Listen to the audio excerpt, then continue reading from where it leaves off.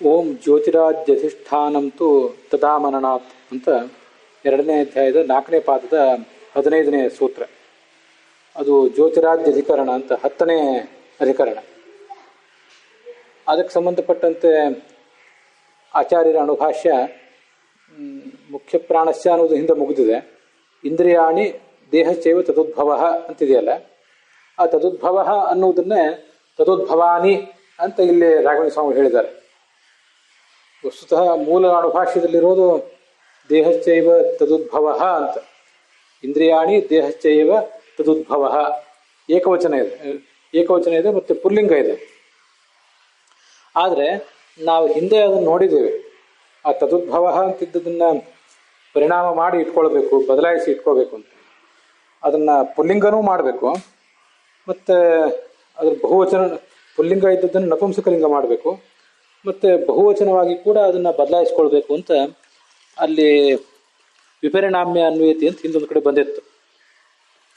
ಅದೇ ಥರ ಇಲ್ಲಿ ರಾಘವೇಂದ್ರ ಸ್ವಾಮಿಗಳು ಈಗ ನಾವು ನೋಡ್ತಿರುವ 82ನೇ ಗದ್ಯ ಭಾಗ ಏನಿದೆ ಅದರ ಕೊನೆಗೆ ತಸ್ಯಾಪಿ ಅರ್ಥ ಇಂದ್ರಿಯಾಣಿ ತದುದ್ಭವಾನಿ ಅಂತ ಹೇಳಿದಾರಲ್ಲ, ತಸ್ಯಾಪಿ ಅರ್ಥ ಈ 10ನೇ ಅಧಿಕರಣದ ಅರ್ಥವನ್ನು ಕೂಡ ಆಚಾರ್ಯರು ಅನುಭಾಷ್ಯದಲ್ಲಿ ಇಂದ್ರಿಯಾಣಿ ತದುದ್ಭವಾನಿ ಎಂಬುದಾಗಿ ಸಂಗ್ರಹಿಸಿದ್ದಾರೆ ಅಂತ ಹೇಳಿದ್ದಾರೆ. ತದುದ್ಭವಾನಿ ಅಂತ ರಾಘವೇಂದ್ರ ಸ್ವಾಮಿಗಳು ಇಲ್ಲಿ ಶಬ್ದ ಪ್ರಯೋಗ ಮಾಡಿರುವುದೇನಿದೆ, ಆ ಬದಲಾವಣೆಯ ಶಬ್ದ ಪ್ರಯೋಗ. ಮೂಲ ಅನುಭಾಷ್ಯದ ವಾಕ್ಯ ಹಾಗಿಲ್ಲ. ದೇಹಶ್ಚೈವ ತದುದ್ಭವ ಅಂತಿರೋದು. ಇಲ್ಲಿ ರಾಘವೇಂದ್ರ ಸ್ವಾಮಿಗಳು ಅದನ್ನು ಬದಲಾಯಿಸಿದ್ದನ್ನ ಹೇಳಿದ್ದಾರೆ ಅಂತ ಅರ್ಥ. ಅದರ ತಾತ್ಪರ್ಯ ಏನು ಅದನ್ನ ಈಗ ಮೊದಲು ನಾವು ನೋಡಬೇಕು. ನಾನು ಅಥಾಪಿ ಅಂತ ಅಲ್ಲಿ ಪ್ರಶ್ನೆ ಇದೆ. ಜೀವಸ್ಯ ಕರಣಾನ್ಯಾಹು ಪ್ರಾಣೇನ ಏತಾಂಸ್ತು ಸರ್ವಶಃ ಯಸ್ಮಾತ್ ತದ್ವಶಗಾಯೇತೆ ದೃಶ್ಯಂತೆ ಸರ್ವದೇಹಿಷು ಅಂತ ಒಂದು ಸೌತ್ರಾಯಣ ಶ್ರುತಿ. ಆ ಒಂದು ಮಾತಿನಿಂದ ಈ ಎಲ್ಲ ಇಂದ್ರಿಯಗಳು ಕೂಡ ಜೀವನ ಕರಣಗಳು, ಜೀವನ ಇನ್ಸ್ಟ್ರೂಮೆಂಟ್ಗಳು ಅಂತ ಕಂಡು ಬರ್ತಾ ಇದೆ. ಮುಂದೊಂದು ಕಡೆ ಅವು ಭಗವಂತನ ಇನ್ಸ್ಟ್ರೂಮೆಂಟ್ಗಳು ಅಂತ ಕಂಡು ಬರ್ತದೆ. ಅವೆರಡಕ್ಕೂ ವಿರೋಧ ಇದೆಯಲ್ವಾ ಅಂತ ಈಗ ಪ್ರಶ್ನೆ ನಮ್ಮೆದುರಿಗೆ. ಬ್ರಹ್ಮಣೋವಾ ಏತಾನಿ ಕರಣಾನಿ ಚಕ್ಷುಶ್ರೋತ್ರ ಮನೋವಾಗಿತಿ. ಚಕ್ಷುಸ್ಸು ಶ್ರೋತ್ರ ಮನಸ್ಸು ವಾಕ್ ಅಂತ ಹೇಳಿರುವುದೆಲ್ಲ ಏನಿದೆ ಇದು ಬ್ರಹ್ಮನ ಕರಣಗಳು ಅಂತ ಮುಂದೆ ಬಂದಿದೆ. ಇಲ್ಲಿ ಹೇಳ್ತಿದ್ದಾರೆ ಜೀವನ ಕರಣಗಳು ಅಂತ. ಇದೆರಡಕ್ಕೂ ವಿರೋಧ ಬಂತು ಅಂತ ಪ್ರಶ್ನೆ. ಆ ಸೌತ್ರಾಯಣ ಶ್ರುತಿಯ ವಾಕ್ಯ ಏನು ಹೇಳ್ತಿದೆ ಅದನ್ನೊಂದ್ಸರಿ ಗಮನಿಸು. ಏತಾನ್ ಸರ್ವಶಃ ಪ್ರಾಣಾನ್, ಈ ಎಲ್ಲ ಇಂದ್ರಿಯಗಳನ್ನು ಕೂಡ ಜೀವಸ್ಯ ಕರಣಾನಿ ಆಹುಹು, ಜೀವನ ಕರಣಗಳು ಉಪಕರಣಗಳು ಎಂಬುದಾಗಿ ಶಾಸ್ತ್ರಕಾರರು ಹೇಳುತ್ತಾರೆ. ಯಸ್ಮಾತ್ ಯಾವ ಕಾರಣದಿಂದ ಸರ್ವದೇಶು ಎಲ್ಲ ದೇಹಿಗಳಲ್ಲಿಯೂ ಕೂಡ ಏತೆ ಈ ಇಂದ್ರಿಯಗಳು ತದ್ವಶಗಾಹ ಆಯಾ ಜೀವನ ಅಧೀನವಾಗಿಯೇ ಇರ್ತವೆ. ನಾವು ಕಳೆದ ದಿವಸ ಅದನ್ನು ನೋಡಿದ್ದೀವಿ. ಇಂದ್ರಸ್ಯ ಸಂಬಂಧೀನಿ ಇಂದ್ರಿಯಾಣಿ ಅಂತ ಬಂದಿತ್ತಲ್ಲ. ಇಂದ್ರ ಅಂದರೆ ದೇಹದ ಸ್ವಾಮಿಯಾದಂಥ ಜೀವ, ಅವನಿಗೆ ಸಂಬಂಧಪಟ್ಟದ್ದಿದೆ. ಆದ್ದರಿಂದ ಅದನ್ನು ಇಂದ್ರಿಯ ಅಂತ ಹೇಳ್ತಾರೆ ಅಂತ ಬಂದಿತ್ತು. ಅದನ್ನು ಒಂದ್ಸರಿ ಇಲ್ಲಿ ನೆನಪು ಮಾಡ್ಕೋಬೇಕು. ಆದ್ರಿಂದ ಅವು ಜೀವನ ಕಾರಣಗಳು ಅನ್ನೋದು ಹೌದೇ, ಅದನ್ನು ಈ ಸೌತ್ರಾಯಣ ಶ್ರುತಿ ಹೇಳ್ತಿದೆ. ಇತಿ ಸೌತ್ರಾಯಣ ಶ್ರುತವು ಸಂಯುಕ್ತಿಕಂ ಜೀವಕರಣತ್ವಂ ಪ್ರತೀಯತೆ. ಈಗ ನಾನು ಓದಿದ್ದು ಬ್ರಹ್ಮಸೂತ್ರ ಭಾಷ್ಯದ ವಾಕ್ಯ, ಅನುಭಾಷ್ಯದ ಈ ಕಡೆ ತತ್ವಮಂಜರಿ ವಾಕ್ಯ ಅಲ್ಲ. ಬ್ರಹ್ಮಣೋವಾ ಏತಾನಿ ಕರಣಾನಿ ಚಕ್ಷುಶ್ರೋತ್ರ ಮನೋವಾಗಿತಿ ತದ್ಧೀಯತೆ ಹಿ ಕಾರಯತಿ ಇತಿ ಕಾಷಾಯಣ ಶ್ರುತವು. ಮುಂದೆ ಸೌತ್ರಾಯಣ ಶ್ರುತಿ ಹಿಂದೆ ನಾವು ನೋಡಿ ಆಯಿತು. ಈಗ ಕಾಷಾಯಣ ಶ್ರುತಿ ಬಗ್ಗೆ ಹೇಳ್ತಾ ಇದ್ದಾರೆ. ಕಾಷಾಯಣ ಶ್ರುತಿ ಏನು ಹೇಳ್ತಿದೆ ಅಂದ್ರೆ ಇವೆಲ್ಲವೂ ಕೂಡ ಬ್ರಹ್ಮನ ಕರಣಗಳು. ಆ ಬ್ರಹ್ಮ ತನ್ನ ಕರಣಗಳ ಮೂಲಕ ಈ ಎಲ್ಲ ಕರ್ಮಗಳನ್ನು ಮಾಡಿಸ್ತಾನೆ. ಚಕ್ಷುಶ್ರೋತ್ರ ಮನೋವಾಕ್ ಅನ್ನುವಂಥ ಈ ಎಲ್ಲ ಇಂದ್ರಿಯಗಳು ಕೂಡ ಬ್ರಹ್ಮನ ಕರಣಗಳು, ಅವನೇ ಈ ಕೆಲಸಗಳನ್ನು ಮಾಡಿಸುವುದು ಅಂತ ಅಲ್ಲಿ ಬಂದಿದೆ. ಅದಕ್ಕಾಗಿ ಉತ್ತರ ರೂಪವಾಗಿ ಈಗ ನೋಡ್ತಿರುವ ಜ್ಯೋತಿರಾಜ್ಯಧಿಷ್ಠಾನಂ ಸೂತ್ರ ಹೊರಟಿದೆ. ಇದು ಈಗ ನಾನು ಓದಿದ್ದು ಬ್ರಹ್ಮಸೂತ್ರ ಭಾಷ್ಯದ ವಾಕ್ಯ. ತತ್ವಮಂಜರಿಯಲ್ಲಿ ಇತಿ ಇಂದ್ರಿಯಾಣಂ ಜೀವಕರಣತ್ವ ಶ್ರುತ್ಯ, ಇಂದ್ರಿಯಗಳೆಲ್ಲವೂ ಜೀವನ ಕರಣವಾಗಿವೆ ಅಂತ ವೇದವಾಕ್ಯ ಕಂಡು ಬರ್ತಾ ಇದೆ. ಮತ್ತೆ ಈ ಶ್ರುತಿಗೆ ಯುಕ್ತಿಯೂ ಇದೆ. ಜೀವವಶತ್ವೇನ ಅನುಭವಾತ್, ನನ್ನ ಇಂದ್ರಿಯಗಳು ನನ್ನ ಅಧೀನದಲ್ಲಿವೆ, ನಿಮ್ಮ ಇಂದ್ರಿಯಗಳು ನಿಮ್ಮ ಅಧೀನದಲ್ಲಿವೆ ಅನ್ನುವುದು ನಮಗೆ ನಿಮಗೆಲ್ಲರಿಗೂ ಕೂಡ ಅನುಭವ ಸಿದ್ಧವಾಗಿದೆ. ಹೀಗೆ ಜೀವವಶತ್ವ ಅನುಭವ ಸಿದ್ಧವಾಗಿರೋದರಿಂದ ಜೀವಕರಣಗಳು ಅಂತ ತಿಳಿಯುತ್ತದೆ. ಇದೊಂದು ಯುಕ್ತಿ. ಈ ಯುಕ್ತಿಯ ಸಹಾಯ ಆ ಸೌತ್ರಾಯಣ ಶ್ರುತಿಗಿದೆ. ಇಂದ್ರಿಯಗಳೆಲ್ಲವೂ ಜೀವನ ಕರಣಗಳು ಅಂತ ಪ್ರತಿಪಾದನೆ ಮಾಡುವ ಸೌತ್ರಾಯಣ ಶ್ರುತಿಗಿದೆ. ಇದರ ವಿರೋಧ ಬ್ರಹ್ಮಣೋವಾ ಏತಾನಿ ಕರಣಾನಿ ಎನ್ನುವ ಶ್ರುತಿಗೆ ಬರ್ತದೆ. ಯಾಕಂದ್ರೆ ಅದಕ್ಕೆ ಯುಕ್ತಿ ಇಲ್ಲ. ಬ್ರಹ್ಮಕರಣತ್ವೇನ ಅಮಾನತ್ವೇ, ಯುಕ್ತಿ ಇಲ್ಲ ಅನ್ನೋದು ಅದು ಸ್ಥೂಲ ದೃಷ್ಟಿಯಿಂದ, ಅದಕ್ಕೂ ಯುಕ್ತಿ ಇದೆ. ಪ್ರಶ್ನೆ ಮಾಡೋರು ಯುಕ್ತಿ ಇಲ್ಲ ಅಂತ ಪ್ರಶ್ನೆ ಮಾಡ್ತಿದ್ದಾರೆ. ಆದ್ರಿಂದ ಜೀವವು ಈ ಎಲ್ಲ ಇಂದ್ರಿಯಗಳು ಬ್ರಹ್ಮನ ಕರಣ ಅಂತ ಹೇಳುವ ಶ್ರುತಿಯು ಅಮಾನವಾಯಿತು, ಅಪ್ರಮಾಣ ಆಯಿತು. ಅಪ್ರಮಾಣ ಆಗಿದ್ದರಿಂದ ಪ್ರಾಗುಕ್ತ ಸಮನ್ವಯ ಅಯೋಗ, ಹಿಂದೆ ಹೇಳಿದ ಸಮನ್ವಯ ಸರಿಯಾಗಲಿಲ್ವಲ್ಲ ಅಂತ ಇಷ್ಟು ಪ್ರಶ್ನೆ ಬಂತು. ಇತ್ಯತಃ ಪ್ರಾಪ್ತ, ಅದಕ್ಕೆ ಅಧಿಕಾರ ಉತ್ತರ ರೂಪವಾಗಿ 3 ಸೂತ್ರಗಳನ್ನು ಒಳಗೊಂಡಂಥ 10ನೇ ಅಧಿಕರಣ ಹೊರಟಿದೆ. ಅದನ್ನು ರಾಘವೇಂದ್ರ ಸ್ವಾಮಿಗಳು ಇಂದ್ರಿಯಾಣಿ ತದುದ್ಭವಾನಿ ಅಂತ ಹೀಗೆ ಅಣುಭಾಷ್ಯದಲ್ಲಿ ವ್ಯಾಖ್ಯಾನ ಮಾಡಿದ್ದಾರೆ.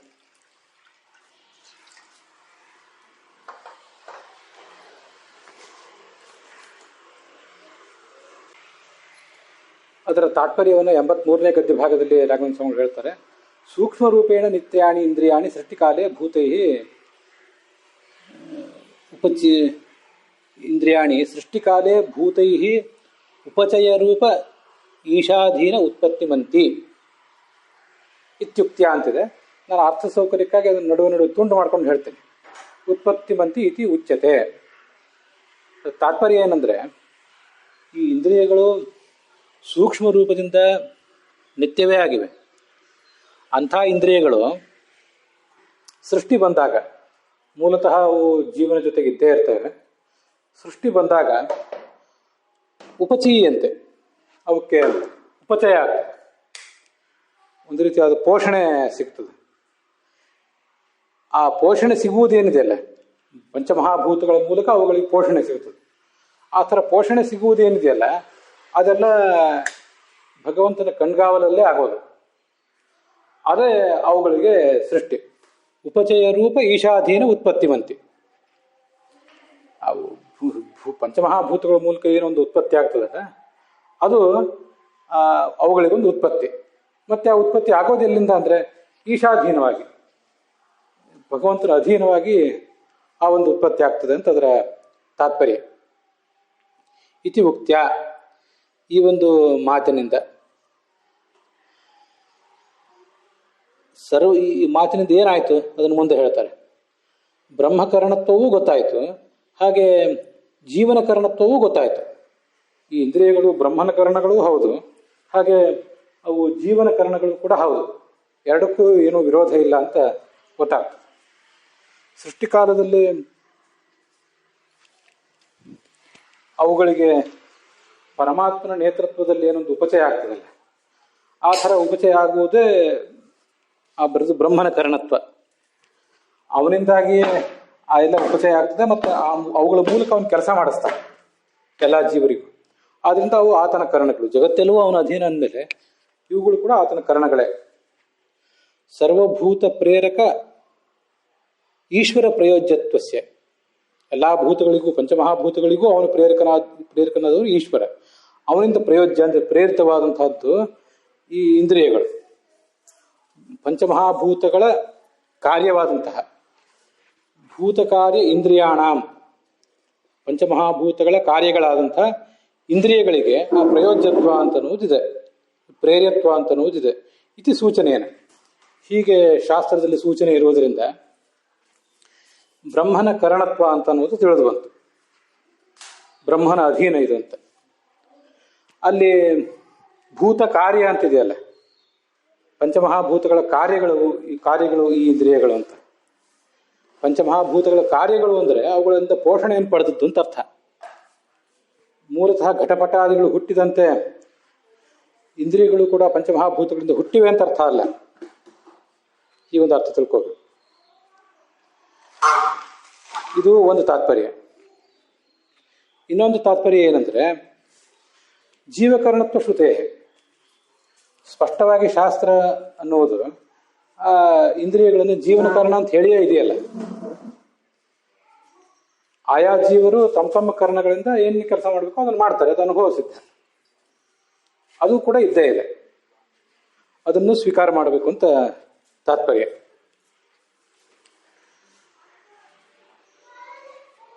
ಜೀವಕರ್ಣತ್ವ ಶ್ರುತೆ, ಆ ಶ್ರುತಿಯ ಮೂಲಕ ಜೀವೇಂದ್ರಿಯ ಸಂಬಂಧಸ್ಯ ಬಹುಕಾಲೀನ ಪರತ್ವಸ್ಯ ಚ ಸೂಚನಾತ್. ಅನಾದಿ ಕಾಲದಿಂದಲೂ ಮನಸ್ಸು ಮತ್ತು ಈ ಎಲ್ಲ ಇಂದ್ರಿಯಗಳು ಕೂಡ ಜೀವನ ಜೊತೆಗೆ ಸಂಬಂಧವನ್ನು ಪಡೆದೇ ಇವೆ. ಅದೇ ಬಹುಕಾಲ ಅಂದ್ರೆ ಅದೇ. ಅನಾದಿ ಕಾಲದಿಂದಲೂ ಹೀಗೆ ಆತನ ಜೊತೆಗೆ ಸಂಬಂಧವನ್ನು ಪಡೆದೇ ಇವೆ. ಪಡೆದಿರುವುದರಿಂದ ಅವು ಜೀವನ ಕಾರಣಗಳಾಗಿವೆ ಅಂತ ಹೀಗರ್ಥ. ಆದ್ದರಿಂದ ಎಲ್ಲವೂ ಕೂಡ ಸರಿಯಾಯಿತು. ಮೂಲತಃ ಸಮಸ್ತ ಜಗತ್ತು ಈಶ್ವರನ ಅಧೀನ ಆದ್ದರಿಂದ ಇವು ಬ್ರಹ್ಮನ ಕಾರಣಗಳೇ.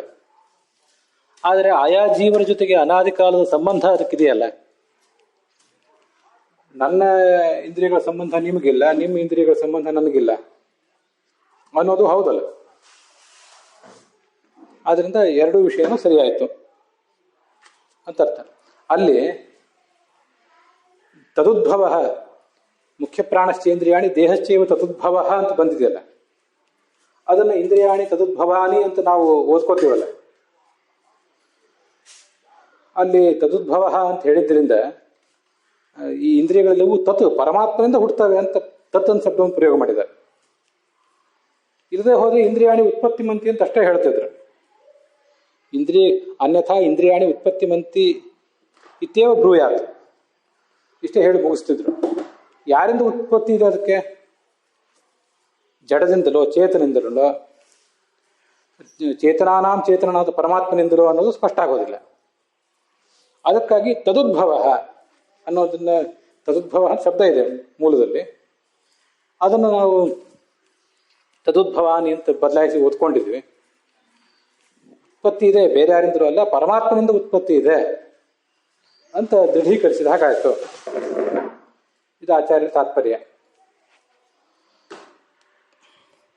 ತದಿತಿ ನಾವಕ್ಷತ್, ಇಂದ್ರಿಯಗಳು ಹುಟ್ಟಿದುವೆ ಅಂತ ಅಷ್ಟೇ ಹೇಳ್ತಿದ್ರು, ಪರಮಾತ್ಮನಿಂದ ಹುಟ್ಟಿವೆ ಅಂತ ಹೇಳ್ತಿರ್ಲಿಲ್ಲ. ನಾವಕ್ಷತ್ ಲೃಂಗ್ಲಕಾರ. ಅತ್ರ ತತ್ಪ್ರಯೋಜ್ಯಾನಿ ಇಂದ್ರಿಯಾಣಿ ಇತ್ಯೇವ ವಾಚ್ಯೆ ತದುದ್ಭವಾನಿ ಇತಿ ಭೂತ ಪ್ರೇರಕತ್ವಾದೀಶ್ವರಸ್ಯ ತತ್ಕಾರ್ಯ ಇಂದ್ರಿಯ ಪ್ರಯೋಜಕತ್ವ ನ್ಯಾಯಂ. ಅಲ್ಲಿ ಏನು ಹೇಳ್ಬೋದಿತ್ತು ಅಂದ್ರೆ ತತ್ ಪ್ರಯೋಜ್ಯಾನಿ ಇಂದ್ರಿಯಾಣಿ ಅಂತ ಹೇಳ್ಬೋದಿತ್ತು. ಎಲ್ಲ ಇಂದ್ರಿಯಗಳು ಕೂಡ ಅವನಿಂದ ಪ್ರಯೋಜ್ಯ ಅಂದ್ರೆ ಅವನಿಂದ ಪ್ರೇರ್ಯ ಅಂತ ಹೇಳ್ಬೋದಿತ್ತು. ಆದ್ರೆ ತದೋದ್ಭವಾನಿ ಅವನಿಂದ ಹುಟ್ಟಿವೆ ಅಂತ ಹೇಳ್ತಾ ಇದ್ದಾರೆ. ಅವನಿಂದ ಹುಟ್ಟಿವೆ ಅಂತ ಹೇಳುವುದರ ತಾತ್ಪರ್ಯ ಏನು ಅಂದ್ರೆ, ಭೂತ ಪ್ರೇರಕತ್ವಾದ ಈಶ್ವರಸ್ಯ, ಈ ಇಂದ್ರಿಯಗಳು ಅವನಿಂದ ಪ್ರಯೋಜ್ಯ ಮಾತ್ರ ಅಲ್ಲ, ಅವನಿಂದ ಹುಟ್ಟಿರುವುದು ಕೂಡ. ಯಾಕೆಂದ್ರೆ ಇಂದ್ರಿಯಗಳು ಹುಟ್ಟಿರುವುದು ಯಾವುದರಿಂದ? ಪಂಚಮಹಾಭೂತಗಳಿಂದ. ಅರ್ಥಾತ್ ಪಂಚಮಹಾಭೂತಗಳಿಂದ ಅವು ಪೋಷಣೆಯನ್ನು ಪಡಿತವೆ. ನಮಗಿದು ಗೊತ್ತದೆ. ಆ ಇಂದ್ರಿಯ ಪಂಚಮಹಾಭೂತಗಳಿಗೆ ಉತ್ಪಾದಕ ಯಾರು? ಪಂಚಮಹಾಭೂತಗಳು ಇಂದ್ರಿಯಗಳಿಗೆ ಪ್ರೇರಕ. ಪಂಚಮಹಾಭೂತಗಳಿಗೆ ಉತ್ಪಾದಕ ಪ್ರೇರಕ ಯಾರು? ಭಗವಂತ. ಅದಕ್ಕಾಗಿ ಭಗವಂತನಿಂದ ಪಂಚಮಹಾಭೂತಗಳು ಅಂದರೆ ಅವ್ಯಕ್ತ, ಮಹತ್ತತ್ವ, ಅಹಂಕಾರ ತತ್ವ ಇತ್ಯಾದಿ ಮಾರ್ಗವಾಗಿ ಆ ಪಂಚಮಹಾಭೂತಗಳಿಂದ ಇಂದ್ರಿಯಗಳಿಗೆ ಪೋಷಣೆ ಅಂತ ಇದನ್ನೆಲ್ಲ ತಿಳಿಸಿದ ಹಾಗಾಯಿತು ಉದ್ಭವ ಅಂತನೋ ಶಬ್ದದಿಂದ. ಆದ್ರಿಂದ ಉದ್ಭವ ಅನ್ನೋ ಶಬ್ದ ಸಾರ್ಥಕ ಆಯಿತು. ಭೂತ ಪ್ರೇರಕತ್ವ ಸರ್ವತ್ವಾದ್ ಈಶ್ವರಸ್ಯ, ಅಲ್ಲಿ ತಪ್ಪಾಗಿದೆ. ವಾಕ್ಯ ಹಿಂದೆ ಮುಂದಾಗಿದೆ, ಅಥವಾ ಅದು ಅಕ್ಷರ ಹಿಂದೆ ಮುಂದಾಗಿದೆ, ಅಥವಾ ಅಲ್ಲಿ ನಡುವೆ ಹೊಂದಿರುವ ಶಕಾರ ತೆಗೆದು ಹಾಕಬೇಕು, ಅರ್ಧ ಶಕಾರ. ಅದನ್ನು ತೆಗೆದು ಹಾಕಿದರೆ ಅದೆಲ್ಲ ಸ್ಪಷ್ಟ ಆಗ್ತದೆ. ಸರ್ವಭೂತಗಳಿಗೂ ಪ್ರೇರಕನಾದಂಥ ಈಶ್ವರ ಅಂತ ಹೀಗದರ ಒಟ್ಟು ತಾತ್ಪರ್ಯ ಆಗ್ತದೆ. ಪ್ರೇರಕನಾದಂಥ ಈಶ್ವರ, ಆ ಭೂತಗಳಿಗೆ ಪ್ರೇರಕನಾದ ಈಶ್ವರ ಭೂತಗಳ ಕಾರ್ಯವಾದ ಇಂದ್ರಿಯಗಳನ್ನೂ ನಿಯಮಿಸ್ತಾನೆ ಅನ್ನೋದು ನ್ಯಾಯವೇ. ಇದು ಜ್ಯೋತಿರಾಜ್ಯಧಿಷ್ಠಾನಂ ಅಂತ ಸೂತ್ರದ ಒಂದು ಅಂಶದಿಂದ ಸೂಚಿತವಾಗಿದೆ, ಸೂತ್ರದ ಒಂದು ಭಾಗದಿಂದ. ಇದು ದೀರ್ಘವಾಗಿದೆ ಸೂತ್ರ, ಜ್ಯೋತಿರಾಜ್ಯಧಿಷ್ಠಾನಂ ಅಂತ. ಅಧಿಷ್ಠಾನ ಅಂದರೆ ಆಶ್ರಯ ಅಂತ ಹೀಗೆಲ್ಲ ಅದಕ್ಕೆ ಅರ್ಥ ಆಗ್ತದೆ. ಆದ್ದರಿಂದ ಯತ್ ಜ್ಯೋತಿರಾಜ್ಯಧಿಷ್ಠಾನಂ ಬ್ರಹ್ಮ ತದೈವ ಏತೈ ಕರಣೈ ಪ್ರವರ್ತತೆ. ಯಾವ ಜ್ಯೋತಿರಾದಿಗಳಿಗೆ, ಜ್ಯೋತಿಷ್ ತೇಜಸ್ಸು ಮೊದಲಾದ ಭೂತಗಳು, ಅಂದರೆ ಆ ತೇಜಸ್ಸು ಅನ್ನೋದನ್ನೇ ಅಲ್ಲಿ ಯಾಕೆ ತಗೊಂಡಿದ್ದಾರೆ ಅಂದರೆ, ಇಂದ್ರಿಯಗಳು ತೇಜೋ ರೂಪದಿಂದ ವ್ಯಾಪ್ತ ಅಂತ ಬಂತಲ್ಲ, ಆ ಇಂದ್ರಿಯಗಳು ಪಂಚಮಹಾಭೂತಗಳಿಂದ ಪೋಷಣೆ ಪಡಿತವೆ, ಇಲ್ಲ ಅಂತಲ್ಲ. ಆದರೆ ಅವುಗಳಲ್ಲಿ ತೇಜೋ ಮಹಾಭೂತದ ಅಂಶ ಈ ವ್ಯಾಪ್ತಿ ಕೆಲಸಕ್ಕೆ ಸಹಾಯಕ ಆಗ್ತದೆ. ಪೃಥ್ವಿ, ಅಪು, ವಾಯು ಇತ್ಯಾದಿಗಳಿಗೆ ಧ್ರುವ ನಕ್ಷತ್ರದ ಹೋಗ್ಲಿಕ್ಕೆ ಆಗೋದಿಲ್ಲ. ತೇಜಸ್ಸಿಗಾದ್ರೂ ಹೋಗ್ಬೋದು ಅಂತ ಇವತ್ತಿಗೂ ನಾವು ಹೇಳೋದು, ವಿಜ್ಞಾನದಲ್ಲೂ ಹೇಳೋದು ಅದನ್ನೇ, ಬೆಳಕಿನ ವೇಗ. ಅದಷ್ಟು ನೆನಪಿಗೆ ಬಂತು ಹೇಳಿದೆ. ಈಗ ಅವನು ಜ್ಯೋತಿರಾಜ್ ಅಧಿಷ್ಠಾನ, ಆ ಬ್ರಹ್ಮನೇ ಈ ಕರಣಗಳ ಮೂಲಕ ಎಲ್ಲ ಕೆಲಸವನ್ನು ಮಾಡ್ತಾನೆ.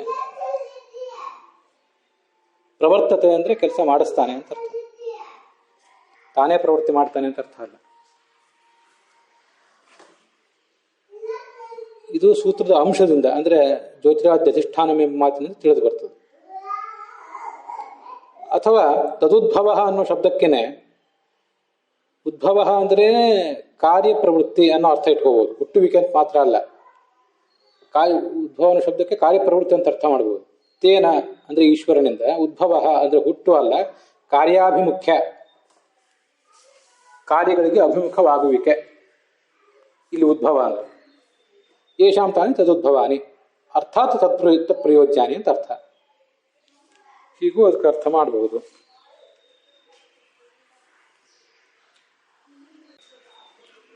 ಅಲ್ಲಿಗೆ ಈ ಭಾಗ ಸಮಾಪ್ತವಾಗಿದೆ.